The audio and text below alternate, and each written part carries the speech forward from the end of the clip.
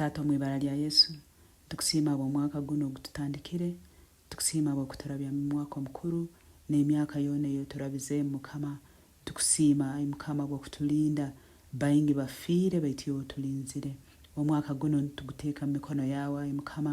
ntusaba otwebembere ayi Mukama wabakama ntusaba olubate hamu naitwe otwebembere otwoleke Mukama emihanda eyogonza turabemu Mukama ntusaba obulinzi bwawe Mukama ntusaba omugisa gwawe leka ebizibu ebyaturumbira mu myaka eyehweire